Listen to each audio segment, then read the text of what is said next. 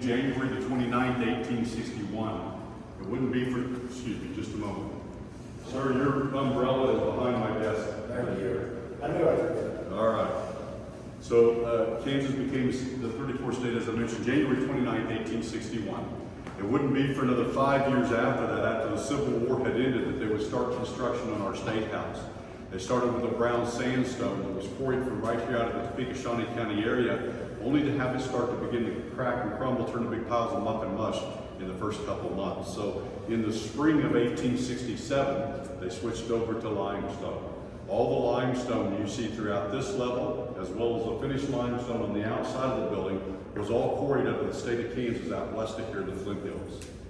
This picture reflects the east wing first floor under construction. You can see in the picture there a big boom arm, block and tackle pulley system. What they don't show you, on the other end of the ropes out here were horses and mules that would help to lift the heavy stones into place. This picture reflects the east wing completed. They said it was the largest building in the state of Kansas at the time. Quite a sight to come across the prairie and see this large building rising above the ground like it did. It stood by itself for 10 years before they would start the second phase of the Capitol, the west wing.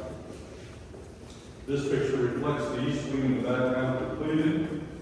West wing under construction. It was started in 1879, finished up a couple years later in 1881. Now they built the east and the west wings first so the legislators could go to work for us and continue working while they finished the building. It was always in the original design to be a crucifix or cross design as we see it today. 1885 would see the third and final phase of construction, the north wing, south wing, the rotunda in the middle, and the dome above. So for about 4 years in between construction, the two wings would stand with nothing in between except for a narrow walkway, and it got a nickname, Cave of the Winds. Oftentimes they'd lose a half of the wind or be blown from one side or the other of that walkway. So they start, as I said, 1885, the third and final phase.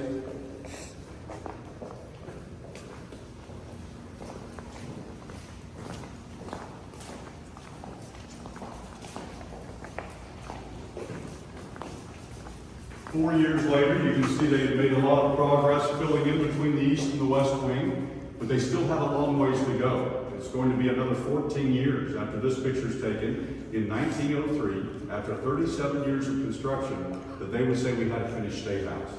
Now that was all at a bargain cost of $3,200,588.92. We paid for it as we went along. We owed no monies to any lending or mortgage companies. That same money today probably wouldn't touch too much of the marble throughout our capital.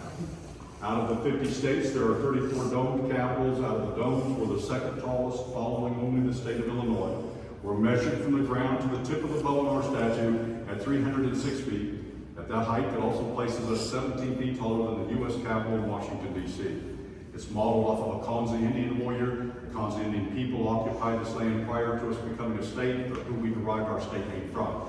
The statue stands a little over 22 feet tall, weighs a little over 4,000 pounds, and bears the name of Ad Astra, which is part of our state motto, the Latin words Ad Astra per Astra, meaning to the stars through difficulties.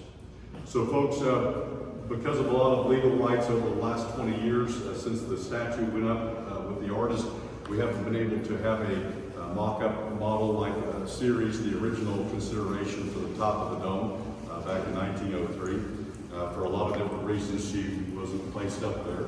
But most recently, out on the, if you get a chance, if the rain stops or you're back in Topeka or you live here, on the southwest side, there's a little plaza area with a pedestal out there. There's a life-size statue of the statue on top of the dome. You can get a little closer look at it. So we just obtained that about 3 months ago. All right, any questions here so far on what I've covered? Hi folks, are you wanting to join the historic tour? Okay, now I will tell you that we do offer a dome tour to the top as well. That's guided only. The next one is at 11:15. And then if you don't do that one and you want to do it, you'd have to wait until after lunch at 1:15. So yeah, we want to go to the dome tour. You want to do the dome? Yeah. So it starts up on the 5th floor east wing. If you'll come right this way, I can get you to the elevator. If you all will hold just a minute here real quick. Right to the left here.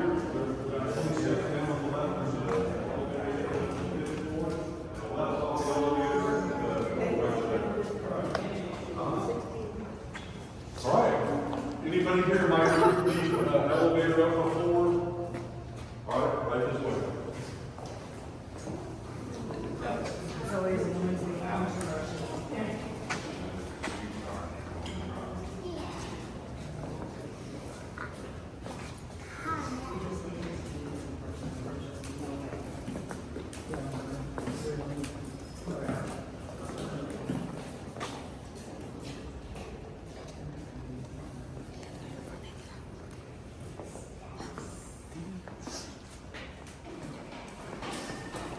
ಎಲ್ಲಿದ್ದಾರೆ gun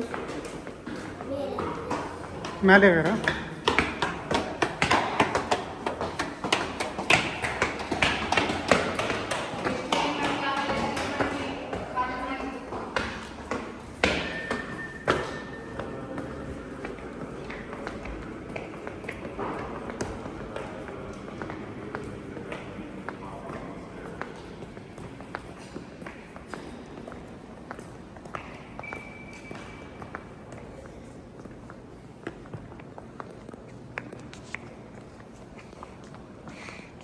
There is a brown tile out there in the middle of the center, overhead shot. He's pretty close. Don't have to have my face in a selfie. No, you don't have to. I did something the other day. I needed to find a way to, which is of course in the back. So Oh, yeah, so you had to hold it back in behind there.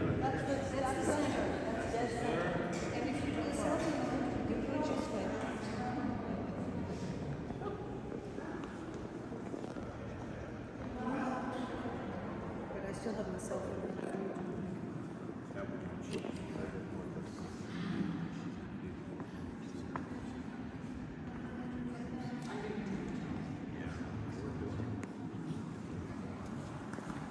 Very good.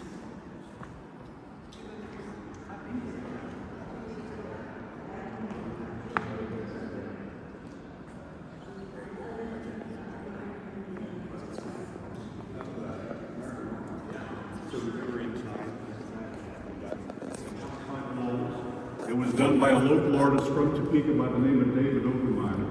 He came in early 1950s, painting directly on the plaster, an artwork known as pointillism, using dots to make up a big part of the mural. The 8 panels depict some important historical events that happened in present-day Kansas. First one up on the horses here, depicting the Conquistador Coronado, famous Spaniard explorer sent into present-day Kansas around 1541. A rumor there was a city here of gold. They did not find the city of gold, but did report back they had found a land full of rich soil that was very good for growing food. Moving to your left here with the cattle in it, depicts the Chisholm Trail. Jesse Chisholm was a Native American living in Wichita, Kansas. He owned a trading post there and saw the need to help out the cattle industry. The railroad didn't stretch any further south in Kansas. They needed a way to get the cattle up from the south, so he forges the trail, and thus it's named after him, the Chisholm Trail. With the train in it depicts the railroad in Kansas. By 1873, the Atchison, Topeka, and the Santa Fe Railroad stretched across our state, bringing a lot of new wealth and commerce. One of the founding fathers of that railroad was Silas K. Holiday, also a founding father of the city of Topeka, and donated the 20 acres in our capital citizens today. With the covered wagon in it depicts the Oregon Trail. It's estimated that between 1840 and 1860, over 300,000 settlers traveled the trail to the west in hopes of finding a new way of life. Now notice in this depiction the wagon being drawn by oxen. They were much cheaper to feed and the survival conditions warranted. They could be slaughtered to eat for their meat. There was a drawback, however. They could only average around 15 miles a day compared to horses and mules who could get a whopping 30 miles a day. You do that in 25 minutes or less on the highway, right? They didn't put that. Lewis and Clark claims explorers dispatched by President Jefferson shortly after the Louisiana Purchase around 1804. Their job was to explore the river in hopes that it would be a new major waterway leading to the Pacific Ocean, to the west of the Pacific Ocean. It's said that they spent the first 4th of July that they celebrated in the west on the banks of the Missouri River around present-day Atchison, Kansas. The building of the sod home, early days across the Great Plains would see a lot of buffalo, deer, antelope that would trample down vegetation. Trees really didn't get a chance to mature into long home material.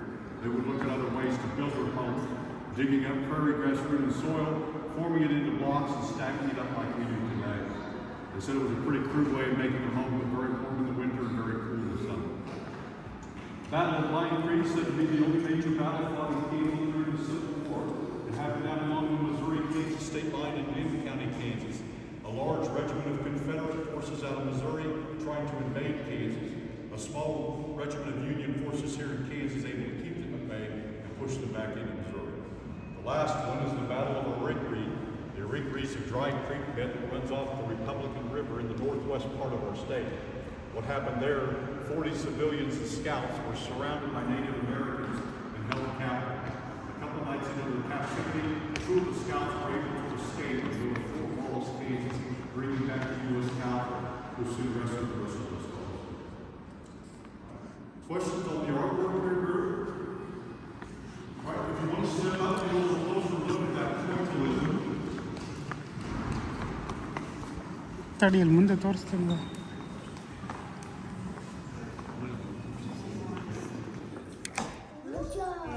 अरे jacket तक नहीं दो वो मोटू